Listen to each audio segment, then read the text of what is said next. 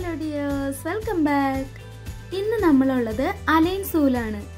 ഇത് UAE തന്നെ largest സൂ ആണെന്ന് പറയാം. സൂ മാത്രമല്ല, UAE wild life park and resort കൂടിയാണ്. ആദ്യം തന്നെ സൂയിലേക്കുള്ള എൻട്രി ടിക്കറ്റ്സിന്റെ കാര്യം പറയാം. ഒരാൾക്ക് 31 ദിർഹംസ് ആണ് വരുന്നത്. കുട്ടികൾക്കാണെങ്കിൽ 10 ദിർഹംസും. 3 വയസ്സിന് താഴെയുള്ള കുട്ടികൾക്ക് ഫ്രീ എൻട്രി ആണ്. ഓപ്പണിംഗ് അവേഴ്സ് പറയുകയാണെങ്കിൽ രാവിലെ 9 മണി തൊട്ട് വൈകുന്നേരം 6 മണി വരെ ഇത് ഓപ്പൺ ആയിരിക്കും. ഇപ്പോൾ നല്ല ചൂട് സമയമായതുകൊണ്ട് പ്രോപ്പറായിട്ട് പ്ലാൻ ചെയ്ത് രാവിലെ തന്നെയോ കുറച്ച് വൈകുന്നേരമായിട്ടോ വരുവാണെങ്കിൽ കുറച്ചുകൂടെ എൻജോയ് ചെയ്ത് കാണാൻ പറ്റും. ഒരുപാട് ദൂരം നടക്കാനുണ്ട്, കാണാനുണ്ട്. അതുകൊണ്ട് വരുമ്പോൾ water bottles, juice, snacks, specs, cap ഒക്കെ കൊണ്ടുവരാണെങ്കിൽ ക്ഷീണാവാതെ എല്ലാം നടന്ന് കാണാനായിട്ട് പറ്റൂ കേട്ടോ. ഞാൻ നേരത്തെ പറഞ്ഞ പോലെ UAE ലാർജസ്റ്റ് സൂ ആണിത്. 400 ഹെക്ടറിൽ പരന്നു കിടക്കുന്ന ഈ സൂവില് 4000-ഓളം അനിമൽസ് ഉണ്ട്. അനിമൽസിനൊക്കെ ഇതുപോലെ ഓപ്പൺ ആയിട്ടാണ് വിട്ടിരിക്കുന്നത്. എന്നിട്ട് ഇതുപോലെ ബൗണ്ടറീസ് ഉണ്ടാക്കി separate ചെയ്തിരിക്കുവാണ്.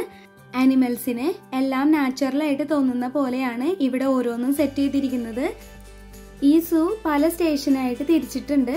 Big cat house, monkey compound, reptile house, bird world, penguin beach, children's zoo, ഇങ്ങനെ തിരിച്ചിട്ടുണ്ട്. ഈ ഒരു ട്രെയിൻ ഓരോ 25 മിനിറ്റ് കൂടുമ്പോഴും ഓരോ സ്റ്റേഷനിൽ നിന്നുണ്ട് കേട്ടോ. അതിൽ കയറിയാൽ അവർ സൂ ഫുള്ള് ഒന്ന് കവർ ചെയ്ത് നമ്മളെ കാണിക്കും. പക്ഷെ അതിലിരുന്ന എല്ലാ അനിമൽസിനെയും മര്യാദയ്ക്ക് കാണാൻ പറ്റാത്തത് കൊണ്ട് ഞങ്ങൾ നടന്നു തന്നെയാണ് എല്ലാവിടെയും പോയത്. പിന്നെ ഇവിടെ സഫാരി എൻ്റർടൈൻമെൻറ്റ് ഫെസിലിറ്റീസ് ഉണ്ട്. സഫാരി ട്രക്ക് ആണെങ്കിൽ ഒരാൾക്ക് 210 ദിർഹംസ് ആണ് വരുന്നത്. നേരത്തെ തന്നെ ഓൺലൈനായിട്ട് ബുക്ക് ചെയ്തിട്ട് വരുന്നതാണ് കേട്ടോ അതിനായിട്ട് ഏറ്റവും നല്ലത്.